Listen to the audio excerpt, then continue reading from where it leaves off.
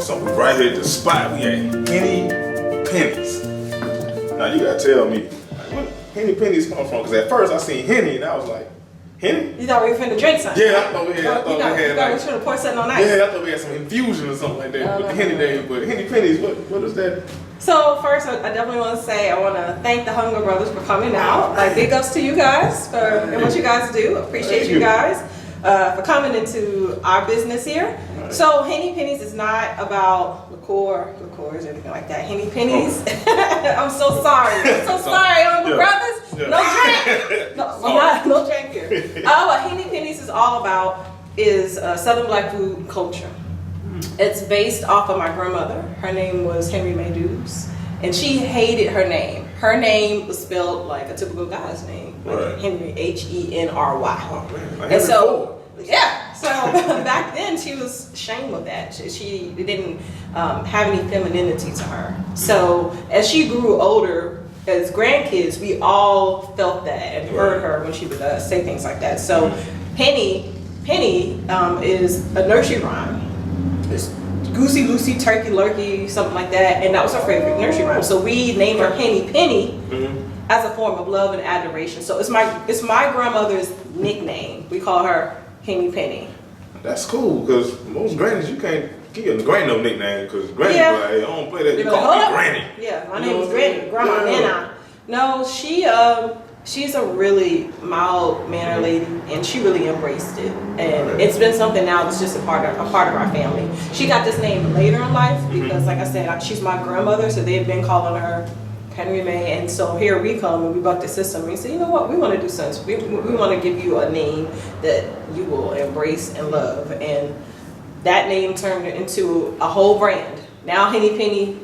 You know, Henny Pennies is a brand off of her, and she loves it. Oh man, so crazy, right? That's cool. Like she baked and stuff too. Well, yeah, you know, Southern Black culture. So most of your grandmothers, most of us can like relate to the idea of seeing your granny in the kitchen and mixing bowls. Sundays, for prime example, here's Southern Black culture quiz. It's Saturday morning. What are we supposed to be doing? What are you supposed to cleaning up? Cleaning up, right? That's I say sleep. Or sleep. Or you hear mama, or either it's one of the things. If your grandmama or mama either turn on the blues on Saturday, you know what's happening. Turn on gospel, you already know. Yep. So Henny Pennies, what we would notice is on in our family, Saturday she'd get ready for her Sabbath on Sunday, which meant everything had to be done. So she was in there making the German chocolate cakes, making her peach cobblers, making whatever little mousse tart, whatever she was gonna make for us for the table, getting the dressing ready for Sabbath, for the Sunday. So we've taken some of those things that resonate with all of us. Like, you know, you had that funeral pound cake, everybody brings. Oh yeah, that funeral pound cake to go with the fried chicken. Right. We sit and eat like all of it, like within an hour. Yeah. Oh yeah, that's that real. With the little crunchy. Yeah. It ain't good. It ain't got the crunchy. Yeah. If it ain't dark skin on the outside. Yeah. It ain't right. You know what I'm saying? It ain't right. That's Southern Black culture. That's things that we talk about here at Henny Penny. So we take that portion, and then the other portion is the business portion. So I went to the prestigious Johnson & Wales University. Shout out Johnson & Wales. Shout out Johnson & Wales. I'd also give a shout out. I went to Anne Arundel Community College. They did me right. I got my associate's degree there. They prepared me to go to Johnson & Wales, to be Johnson & Wales material, because it's a serious school. Shout out some great chefs there. So that's one of the things I wanted to make sure when I came into the game of hospitality, that I would be able to get the respect, that I could get the money.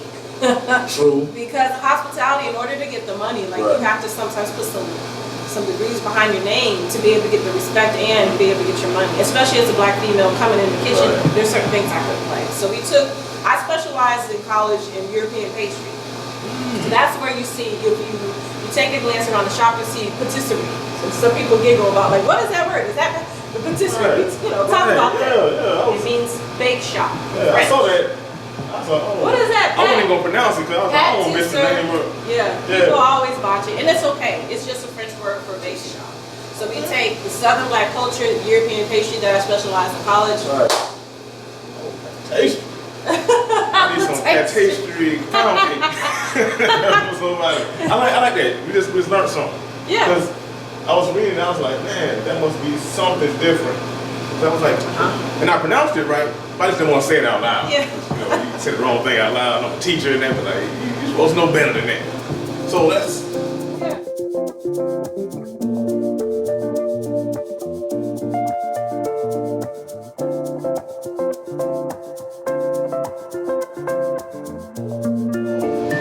As I look behind me, all these tasty treats. Did you grow up just one of the?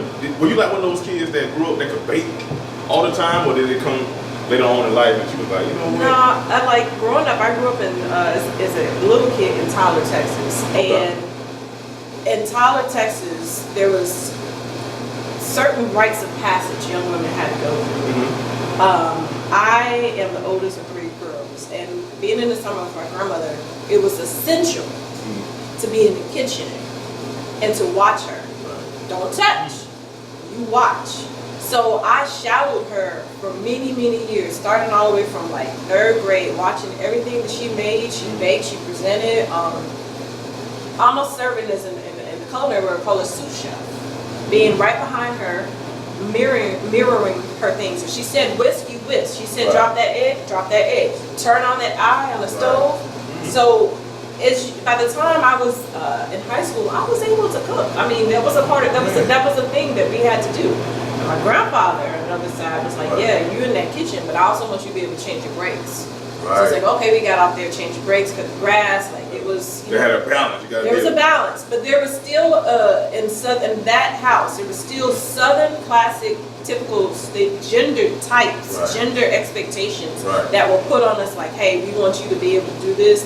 And me being, I'm born in April. I'm underneath the sign of Taurus, stubborn. So I was Taurus too. I was like, I don't want to do that, Granny. I don't want to do that. Right. But I'm very grateful because that really helped me. Because when they came, when I got older and I was a young mom and struggling, I remembered I was able to reach back into my history and be able to say, you know what, I don't have much, but I can put on these beans. I know these beans and some cornbread will do.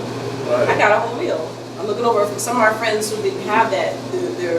They didn't know how to eat. They didn't know how to take the scraps and turn to a bit. And make that's like planting those seeds that a lot of our ancestors and our parents and grandparents they plant those seeds. You're like, I don't want to do that. Then later on, you find out like, oh, I can do that. That's right. I want no baker, but I can make some pancakes. You know what I'm saying? I get my wrist with the pancake mix and all that. Because I had to do that when I was hungry because I didn't want to eat. That's right. You know what I'm saying? What they were making. So okay, you want to be picky, you need to make your own food. That's right.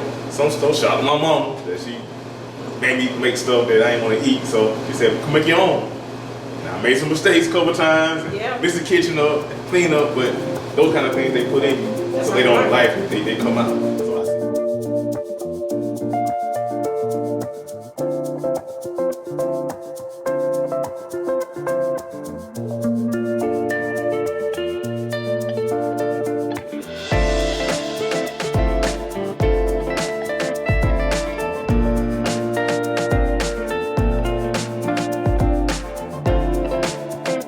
So I see. See her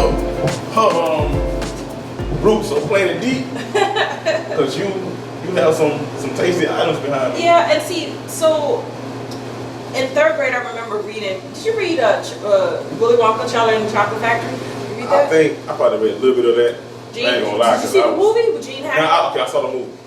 Okay, so I remember being in 3rd grade watching that movie and just how it made me feel. And that feeling is something that I believe everybody should have when it comes to food, or one way or another. So there's things that we try to evoke on purpose when you walk into Henny Penny's. The reason why our oatmeal cream pie looks like that, why we take the time to not just put the oatmeal, like the cinnamon buttercream just on there. We take time to swirl it around, take care and make sure those cookies are not, because I had Little Debbie's. You remember the size of Little Debbie's? Yeah, I remember that. You eat like 2 or 3 of them, right? So, watch it. I would watch Woody Woodpecker or whatever, Dennis the Menace, whatever's going to eat the 2 or 3 of them. I'm only supposed to have one. Sorry, Mo. Oh, yeah. I did. No, you have to put the extra. Crush it. a couple of them. But I was like, you know what? As an adult, I'm gonna make it right. So we make these larger than life, like oatmeal cream pies that are made like specially. We make the cookies, we make the cream, and then we take time to. Those are nostalgia things that we like to touch on. So you'll see things like that. We will make your pound cakes, your red velvets. Those are an ado. Those it's a kind gesture and a bow to our ancestry and everything that comes before us to say thank you for making us that genre. The '70s kids early '80s who got that appeal. Oh yeah, because it's like food tell you said that and it brought up some memories that I can remember.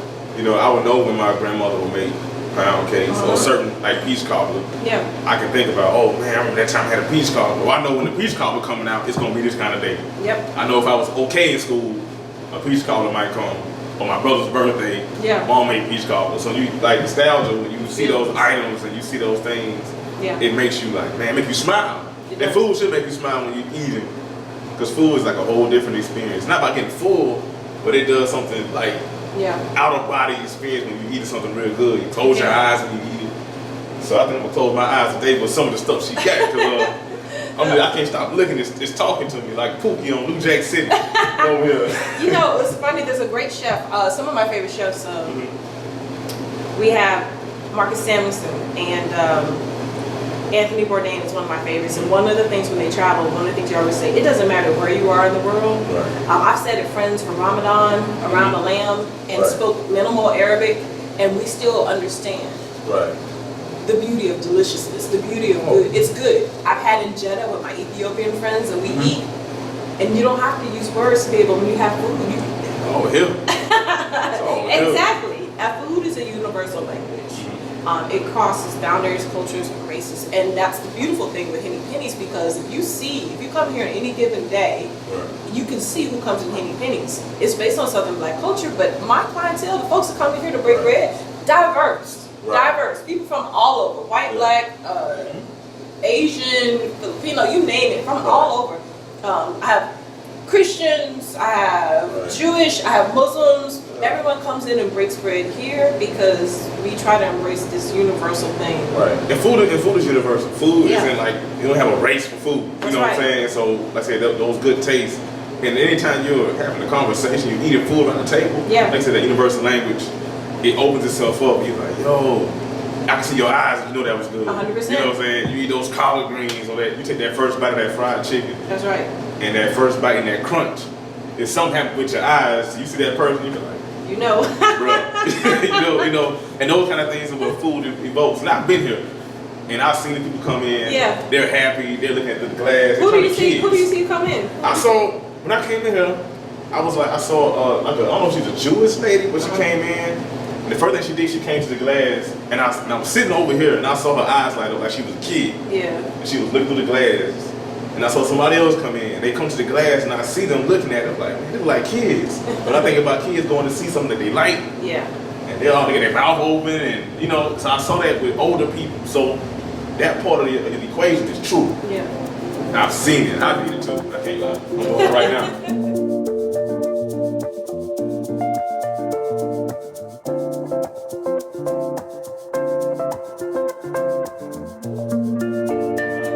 So. I got another question. Why should a customer come to Henny Pennies and experience this whole experience that you have here? It's a beautiful place. It reminds me like being at like one of my grandparents' house with the pictures and like just everything around. It's a home feel. Like why should a customer come here? Henny Pennies is a unique bakery. Like you've come in and other people come in and they ask like, where's the chocolate chip cookie? I'm sorry, we don't cater chocolate chip. Hold up. We don't. The people will ask like for certain basic things, and we're unique. There's so many. There is no shade to any of the bakeries in Pensacola or around. There's so many great bakeries out here. You can take your choice of where to get a good chocolate chip cookie, a great, you name it. And we don't want to be. We're not in that niche market. We are for the baker's baker. We're for the person who's looking or chasing after the things your grandmama or your mom used to do. Over 90% of our orders are from people who are looking for nostalgia things.